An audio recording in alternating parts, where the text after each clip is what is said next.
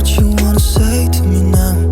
I wanna wake up with you in the morning. Show me there's nothing fake to me now. I wanna wake up with you in the morning. Say what you wanna say to me now. I wanna wake up with you in the morning. Show me there's nothing fake to me now. I wanna wake up with you in the morning. Turn this room, turn it to an ocean. Let me float around. Eyes closed, like we're dreaming even when we're not. You and me got a whole other meaning, I don't know how. You and me just know how it feels when we're falling in love.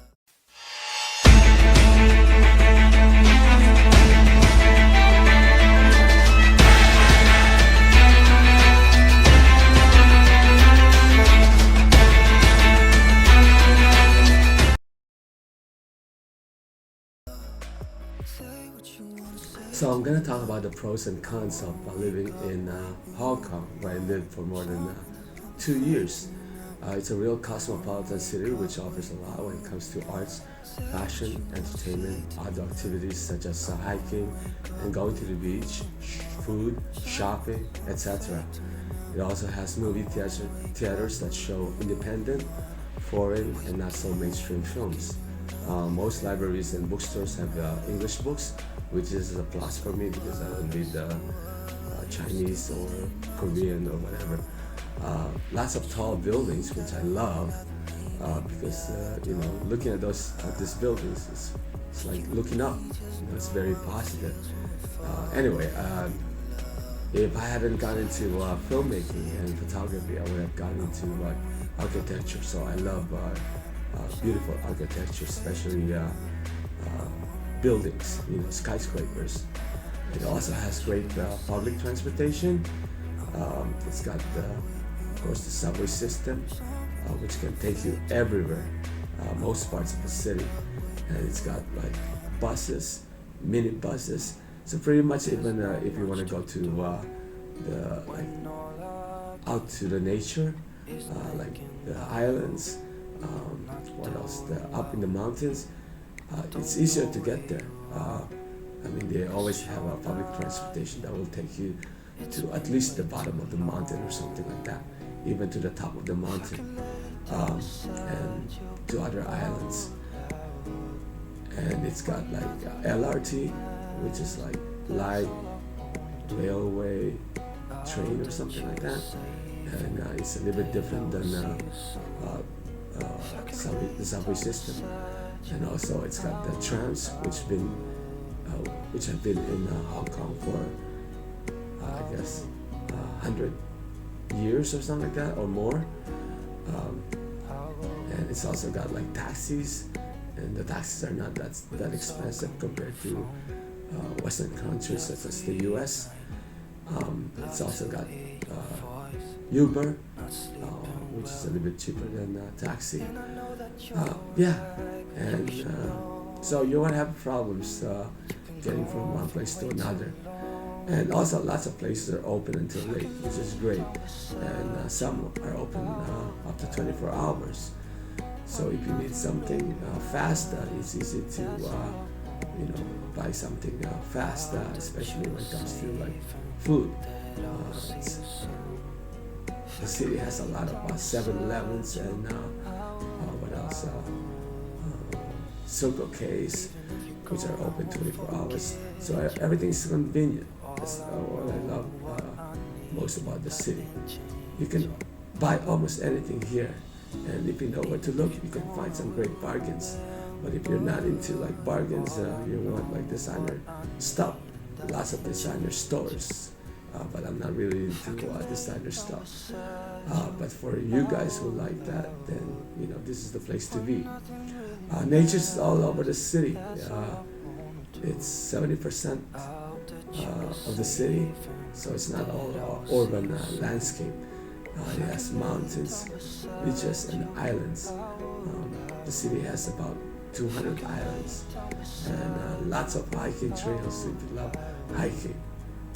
The cons, it's very expensive.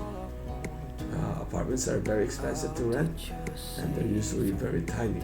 Even if you're making a pretty good amount of money, um, you will still rent a very small apartment. You won't be able to afford to rent a bigger apartment unless you are really, really making tons of money. Then you can afford to rent a bigger apartment. Not too many individual owned cafes, which I like. Like in Thailand, Bangkok, Thailand, or Chiang Mai, they have a lot of individually owned cafes. Even here in the cities here in mainland China, it's got a few individually owned cafes, and now they got a lot of chain cafes too. So pretty much, if you love coffee, just a little walk and you will find a cafe. But in Hong Kong, it's not like that. But on the other hand, if you want to eat like a restaurant in Hong Kong, even a regular restaurant, even a tiny restaurant, usually got coffee to go with your meal. So that's about it. And also, in Hong Kong, most cafes are brand cafes, chain cafes such as Starbucks.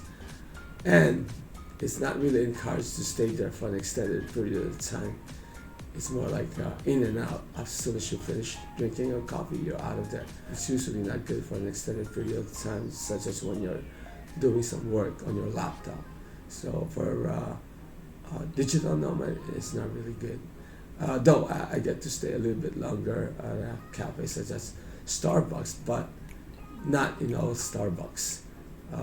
In like small Starbucks, it's probably not a good idea. But in bigger Starbucks cafe, then it's probably okay. And life there is a little bit too fast, too busy, too hectic, yeah, it's not like a laid-back atmosphere, not like in Bangkok, Thailand, or Chiang Mai, Thailand, or Kuala Lumpur, Malaysia, or even here in Hangzhou, China, which is a little bit more laid-back than Hong Kong. So that's about it. But I do love Hong Kong. Would I used to live there? Yeah, I won't mind. But then again, I have to sacrifice and live in a smaller place than here in Hangzhou, China, where I live in a bigger apartment. And also in Bangkok, Thailand, and Kuala Lumpur, Thailand. Usually I live in a much bigger place. Anyway, thanks a lot for watching this video, and hopefully you'll subscribe, like, and follow on my social media channels so you get updated with some really exciting content that's coming up about where I used to live, where I lived before, and places I visited, and also I guess future places that I'm going to live in, because for sure I'm going to continue to travel and experience living in different parts of not just Asia, but also the world. See you next time. Bye-bye.